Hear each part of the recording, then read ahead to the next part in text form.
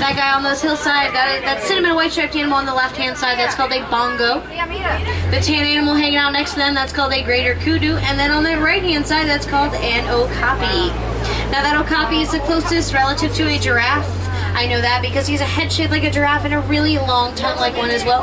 That greater kudu, the one that's cleaning himself right now, that's actually a female. I know that because she doesn't have any of those really big horns that those males usually do. She's going to be the second tallest antelope on the reserve. They're going to stand about 55 inches at that shoulder or so.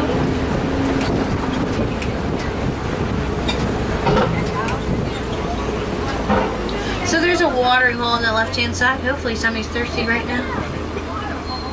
Oh, okay, so I see the face of a rhino and the rear end of another rhino. My. The face is further, the rear end is closer. But that is a black rhinoceros. Rhinos can run about 35 miles per hour and weigh almost 3,000 pounds. Now, I'm really sad to say, though, friends, there are less than 5,000 of them left in the world. That's due to poaching of those horns. What? Inside those horns is a compact protein called keratin. Some cultures still see this having a medicinal value, but that's never been proven true before. It's also the same compact protein that makes up your hair and fingernails. Friends, we're all part rhino. How cool is that? So I'm not seeing anything else here in Little Atiri Forest, so we're going to keep on rolling into what's called the Safi River region. Safi River is going to be home to one of Africa's more dangerous animals. Believe it or not, it's that Nile hippopotamus. Hippos are vegetarians, but what makes them so dangerous is they are very territorial animals. They spend most of their day underwater, about 16 hours or so. They typically come out at night to either eat or be a little bit more vocal. They do make a noise called a wheeze honk. And the more hippos that respond to that wheeze honk, the more dominant that particular hippo is.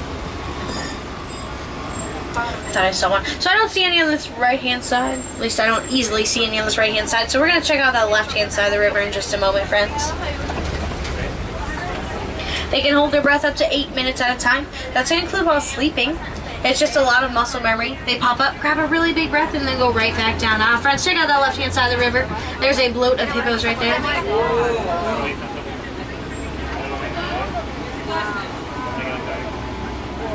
So hanging out with those hippos, those are called pink-backed pelicans. They're going to get that name from, well, their backs turning pink during that mating season of theirs. They're colonial nesting birds. That just means they're going to hang out anywhere from 20 to 500 pairs of birds. They also have a wingspan of about 9 feet wide. If you did not know, 9 feet is as wide as my canopy that is above your heads. So we've all been doing an awesome job at staying seated, friends. Make sure we continue to do so. In just a moment, we're going to go over a very scary bridge that has some Nile crocodile underneath it, friends. These are very dangerous animals. Please make sure we stay seated. There they are on that left-hand side. They can grow to be about 16 feet long, 500 pounds, and live to be almost 40 years old. Their main diet will consist of fish, but they will eat anything larger that crosses their path as well. That'll include things like antelope and zebra.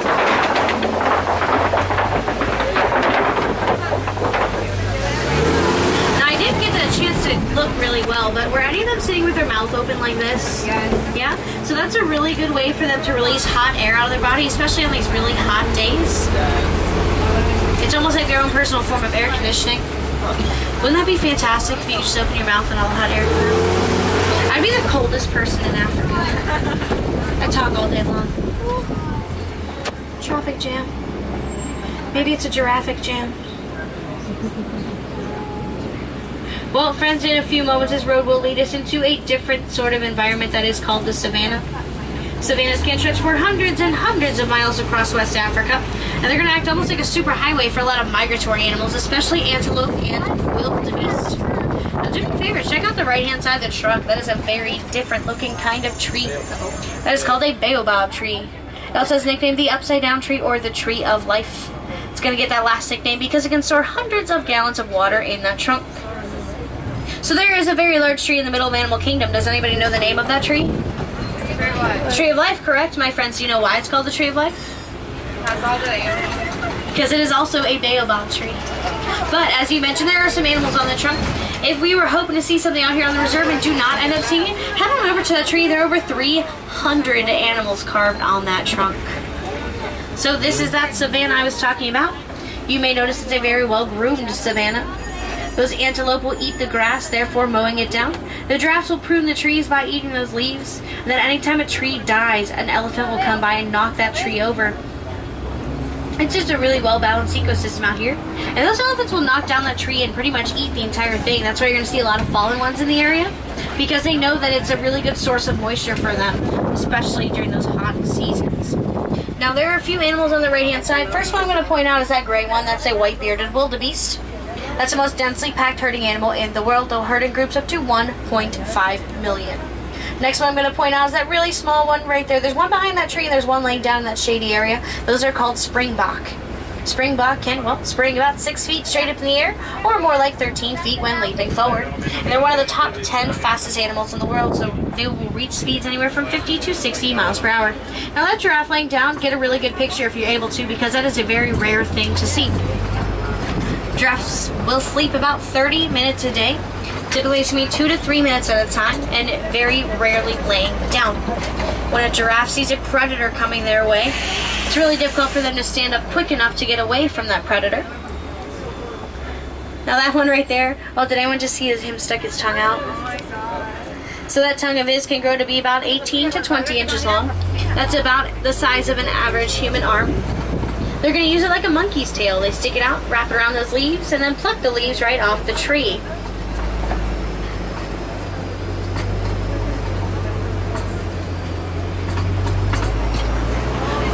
On that left-hand side, friends, against that rock wall in the back, those are African wild dogs. They also have the nickname the painted dog. That's because of that coat of theirs.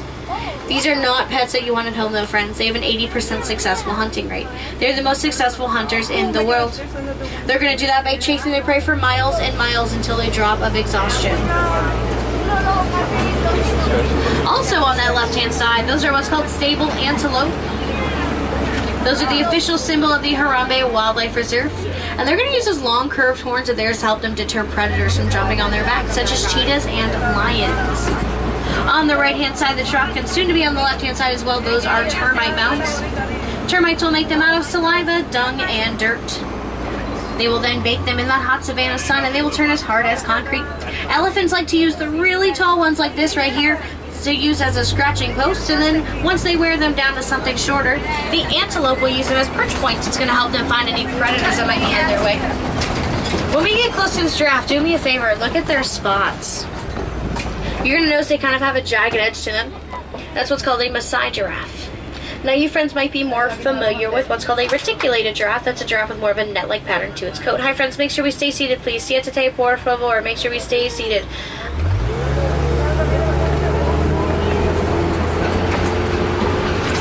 The only time you will ever see a reticulated giraffe on all of Disney property is going to be at that Animal Kingdom Lodge. You can go eat Mickey waffles with them in the morning.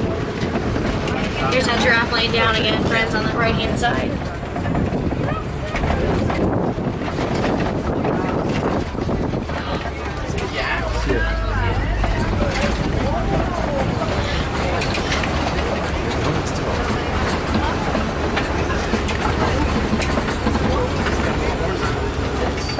Now up ahead there is a cow with some really big horns. It's going to be on your right-hand side in just a few moments.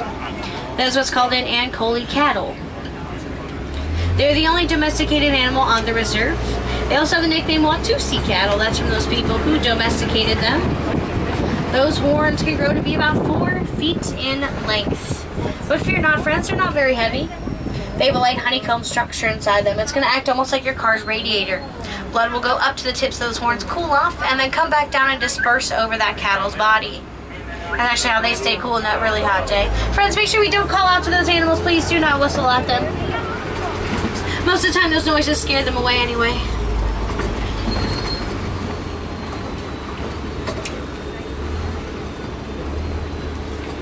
There's a backup in Monkey Point. Hopefully we will see some angels up ahead. Angels do have blue and red faces. Usually the more excited they get, the more vibrant those colors become. You can always tell which one the male is, or the alpha male is, because he's going to have the greatest colored face out of all of them. Males will weigh about 100 pounds, while those females weigh to be about 30 pounds. They also sport 2-inch canine teeth. They can use them as a defense mechanism, but usually when they're showing them, it's going to be more like a sign of friendliness. Almost how you and I smile at each other. I do see one from here, but I'm going to pull forward and see if we can get a better view. There were a couple on those logs over there, but let's see. We're going to go around the corner, check out the rest of their area.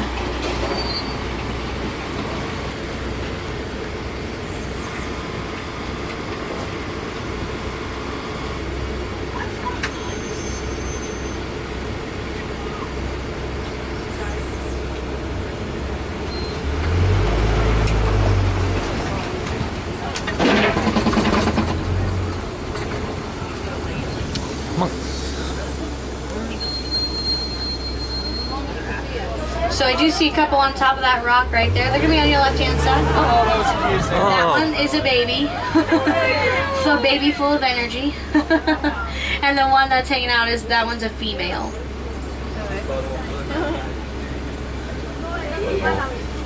Oh my.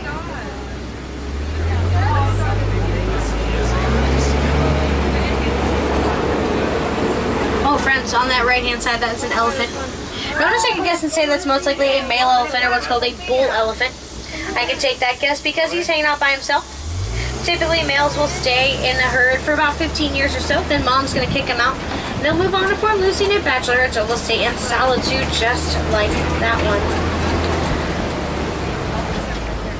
I was going to take that road to get closer to him, but I think he trampled it down. We're going to go around the corner. Hopefully that bridge I remember is still standing. If not, I need 2 small children as volunteers. One's going to steer the wheel, the other one's going to work the pedals. I'm going to be outside the truck backing you guys up. The truck is 38 feet long, so just remember that. 10 feet wide as well. Alright, really good news everybody. Do not need those volunteers. The bridge is still standing. But not so good news.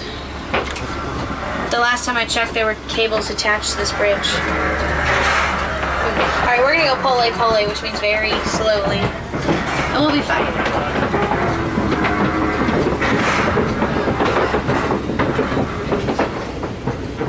Alright, well there's those front tires. And back tires. Ah, look, you all thought something bad was going to happen. This is Disney. Nothing bad ever happens. Ooh, coming up on both sides of the truck. These are what's called red clay pits. Look, there's tusk marks in the red clay. Oh my gosh, there's footprints on this side. Oh my gosh, there's elephants right there. But elephants will eat that red clay, kind of like a vitamin and mineral they do not normally get in their diet. But their daily diet will consist of anything between 300 to 500 pounds of vegetation. They are a matriarchal society, and that just means that, yeah, those ladies are running the show. But more particular, Grandma is going to be running the show.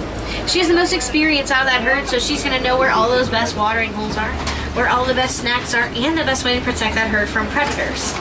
So I'm really sad to say, elephant's greatest predator is going to be humans. Close to 100 of them are killed on a daily basis. That is going to be either for those ivory tusks or because they were trampling farmers' crops. Friends, if you're getting a really good look right there, there's a baby elephant. But it was really cool. Disney's conservation team actually found out that elephants are afraid of honeybees. So they started building beehive fences around those crops. The crops were saved, the elephants were saved, and the farmers came out with a new crop to sell. That being that honey from those bees. So it's just a win-win-win for everybody in that situation. If anyone is interested in checking out that beehive fence, there's a sample of it up at Rafiki's Planet Watch. That is right here in Africa, my friends. Wow.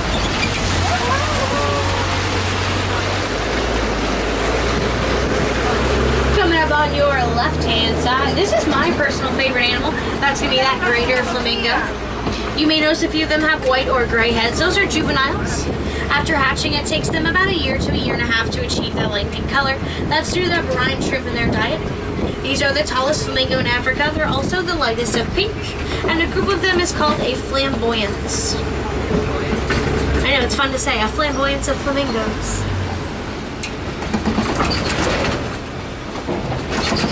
Oh my gosh, there's white rhinos. Oh, there's zebras too. There's white rhinos and zebras coming up ahead. Now do me a favor, check out these white rhinos. You're gonna notice they are very, very dirty.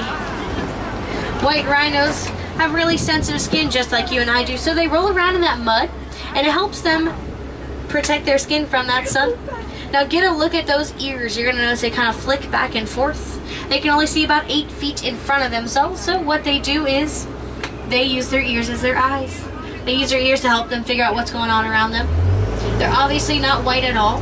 Their name kind of got lost in translation. It comes from the Afrikaans word "weit," which means wide. And that's referring to that wide mouth of theirs. They're also the larger of the 2 rhino species on the reserve.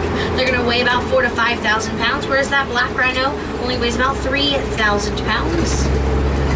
Also on that left-hand side, these are zebras. I can finally answer your age-old question. Zebras are going to be black with white stripes. We know that because they have a black tipped nose. They have individual stripe patterns as unique to that animal as your fingerprints are unique to you.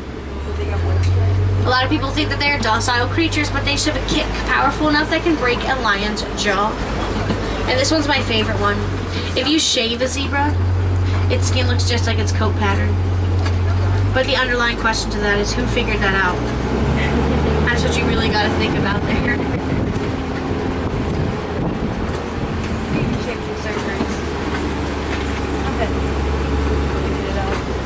This would be really hard to see, friends. Underneath that tree, all the way in the corner, and to the left side of that log, there are 2 cheetahs. They are both laying down. Cheetahs have an abnormally long tail for a wildcat. They're going to use it almost like a boat rudder. It's going to help them change directions while running really fast speeds. Now, speaking of fast speeds, I have some scary information. That animal can run 0 to 60 miles per hour in just 3 seconds. No, that's not the scary part. The scary part is my truck only goes 8 miles an hour. Yeah, do that math. Ooh, friends, these are called Kopi rocks. Kopi rocks are rocks that jut out of the savannah. Usually lions like to use them as perch points and help them find any prey in the area. This is going to be an animal that I'm very surprised if we do see. They sleep about 16 to 20 hours a day, saving up their energy for that nighttime hunt. Females will do most of the hunting while that male will stay behind and protect that pride. That'll include things like territory and cubs if they have any. What I think is really interesting though is during the day they can see about the same that you and I can, but at night they can actually see about 6 times greater than we can. So if you come back for a night safari, definitely keep that in mind, friends. So I'm definitely not seeing any animal or any lions, and I was always told that a lion that you do not see is a lion that you should fear the most. So let's get the heck out of here. Well, friends, coming up on that left-hand side, that is a warthog. Oh, there's 2 of them there. Does anybody know what Pumbaa in Swahili means? Foolish one. But that's kind of really oddly named because warthogs are very smart creatures. They're going to use those big noses and tusks of theirs to dig out those burrows, but this is what actually makes them really smart. If they're feeling particularly lazy that day, they're just going to steal someone else's burrow instead. I'm going to check out the ground right there. There are some ostrich eggs. My. Those eggs can weigh about 3 pounds each, and an average-sized human man can stand on one of those eggs without breaking it. That's how tough those shells are. Friend in the front row, are you recording me? No. Oh. Alright, well, my rule is if I become YouTube famous, Okay. you have to come back and let me know. You can keep any money. I just want to tell my mom.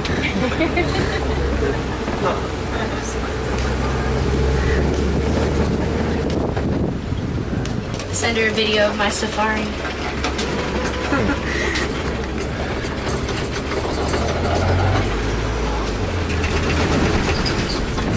I really gotta get someone out here. Look at these bridges. Ooh.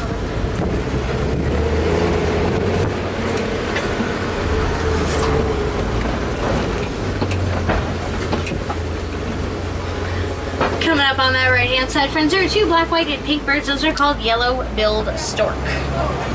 They are a carnivorous bird, and they like to follow around those hippos and those crocodiles. They're going to eat whatever they stir up in that mud. That'll include things like snakes, fish, frogs, maybe even other small birds. Pretty much anything that they could fit in that bill. Now, friends, hang tight. It's going to get a little rocky right here.